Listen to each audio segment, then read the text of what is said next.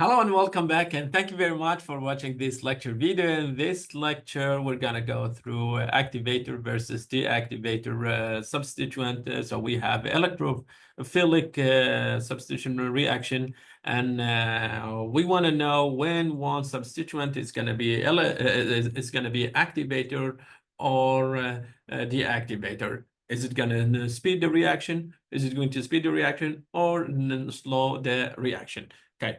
The activator is going to add some electron density to the ring. So I'm going to draw this vector. And activator is giving electron density to the ring. So I'm going to say the electron density here, the negative charge for the ring, it will go up. And now that you are adding electrophile to it, electrophile will see plenty electron density inside the ring, or we can say the ring, because it has more electron density. Very soon it's going to go after the electrophile, and the reaction will be faster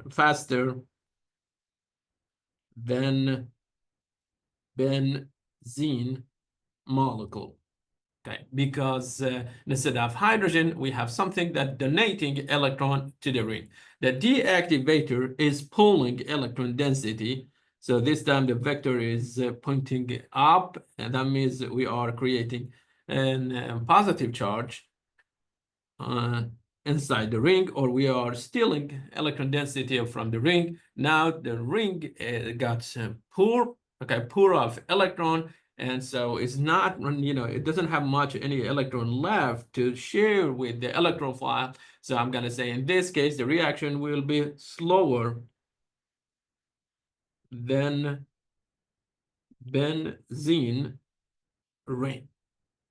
Okay, because some of the electron density got pulled by the deactivator even before we see the electrophile. And remember, electrophile is looking for electron. And well, and the ring already shares some of the electron density with the deactivator substituent. Okay, the activator is donating electron density to the ring. So now we will have more electron density here when the electrophile is reaching the ring, and it can see more electron density and on the ortho position. So here, ortho position, and also the para position. So our substituent, technically, our electrophile might show up here. It will show up there, or it might get attached inside the para position. So para or ortho. Okay. So how about this? Activator, activator will enrich the ortho and para positions. And whenever the electrophile is reaching the ring, and the electrophile it will reach the ring through either the ortho or a para position. That means you will get either ortho or para products. And while the deactivator, it will pull electron density. It will pull electron density from the ring, and it will pull it mainly from the ortho and the para, from the ortho and para. What does it mean? It means the meta position stayed like untouched, not 100%, but I will say there is more electron density on the meta position. So the addition, technical addition of the electrophile, it will happen through the meta position, and we will have E attached through the method position. Okay, now, if I want to summarize whatever I said until now, activator is directing to ortho and para position, and deactivator is directing to the meta position. Okay, except the halide. Halide are deactivator. Okay, they are deactivator. So let's write here, halide, they are deactivator, but they direct to ortho and para. So be careful about this one. Okay. Yes, they are the activator. They are supposed to lead to the meta position, but this is exception when it comes to halide. Halide, they are the activator. They will pull electron density from the ring, but they will activate the ortho and paired position. What's the reason behind it? Mainly, it has to do with the lone pair on the halide, and we will talk about that one very soon.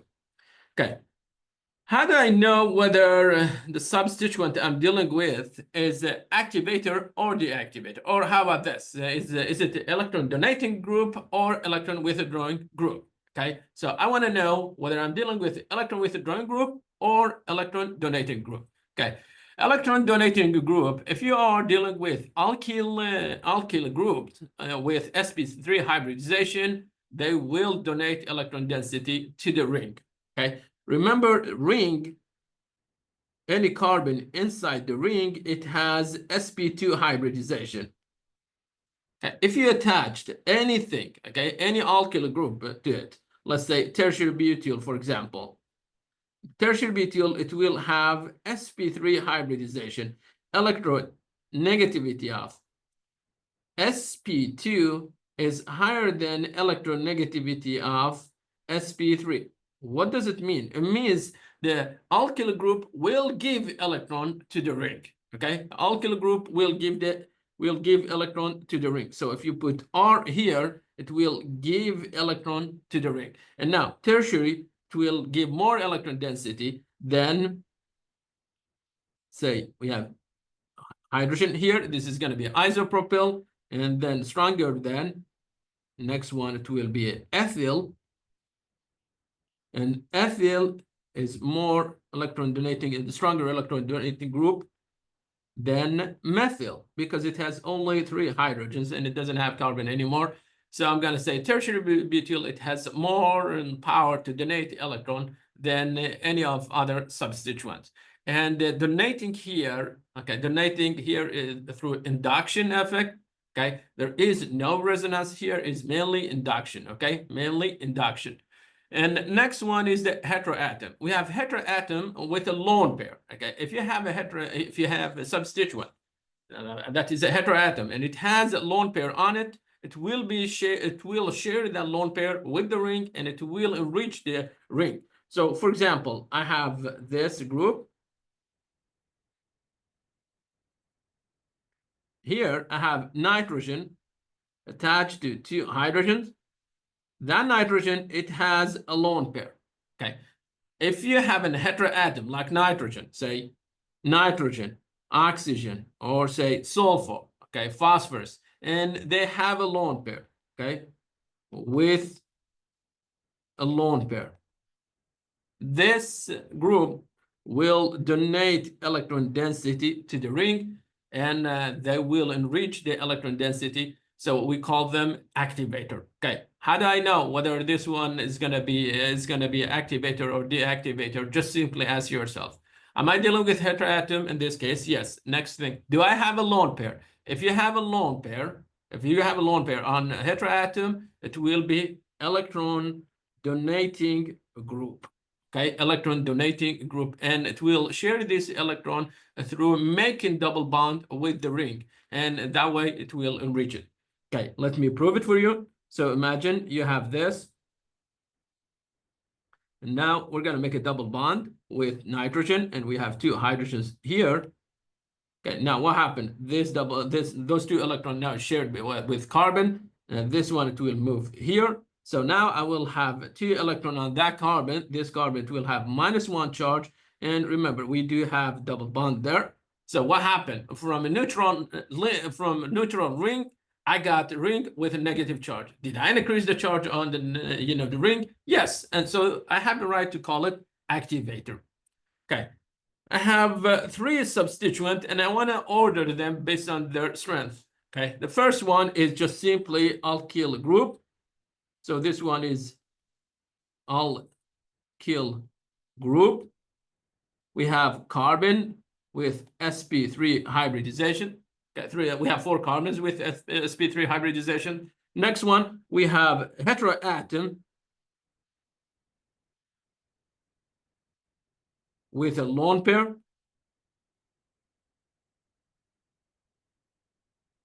And last one, yes, again, we have a lone pair, but we have this group attached to it. And that group, it has a carbon.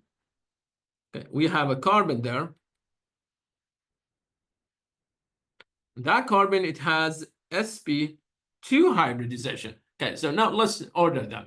Okay, if you have a heteroatom with a lone pair sitting on it, regardless of how many R group or hydrogen atom attached to it, that's going to be a strong electron donating group. So this one, it will be number 1. Okay, so if I want to order them, this one is going to be number 1. Next one, okay. Now, what's the difference between number 1 and, let's say, this?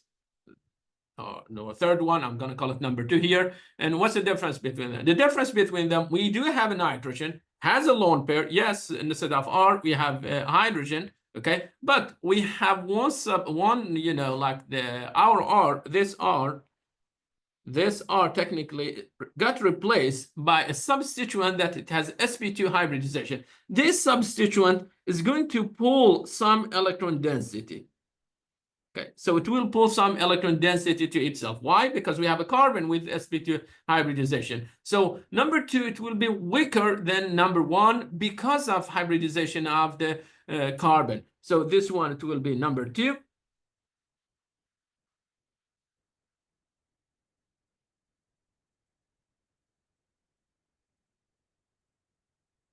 And that one, it will be number 3. Okay, so and last one, it will be the alkyl group. And that's going to be the last one. Okay, and that's the order for the strength. Okay, so go with lone pair. If there is a lone pair, that's going to be the strongest one. Now, do you have sp2 hybridization? Lone pair and sp2 hybridization. If that's the case, then that's going to be number 2. And if you don't have a lone pair, it's just alkyl group and no electronegative attached to it, that's going to be still electron donating, but it will be the weakest one. Okay. Now, how about electron withdrawing group? If electron withdrawing group, if you take alkyl group and replace the hydrogen atoms by, for example, electronegative element like a fluoride, chloride, bromide, whatever. And so say I replace 3 of them by fluoride. That's going to be electron withdrawing group. Now, if you replace only 2 of them, okay, again, still it will be electron withdrawing group, but weaker than the previous one. Okay, and this one, in this case, I'm going to keep only 1 of the fluoride and replace this by, okay, replace 2 of the fluoride by hydrogen. This one, it will be electron withdrawing group. Why? Because fluorine is going to pull electron density, while hydrogen is giving electron density.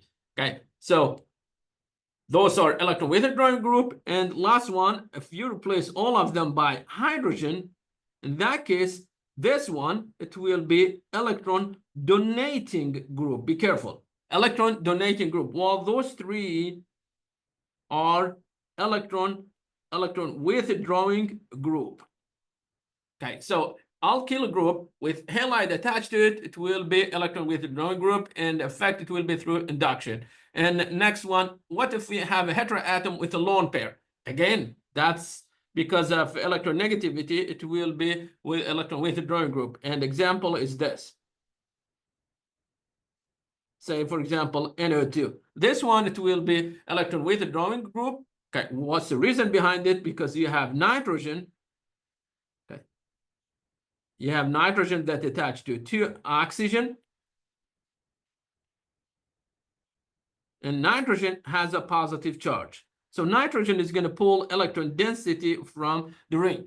Okay, how about this? If you have a heteroatom and it has no lone pair, or it has a positive charge, that's going to be electron withdrawing group. And last one, if you have a group, like an alkyl group, that alkyl group, it has, let's say, double bond or say triple bond. stuff like this.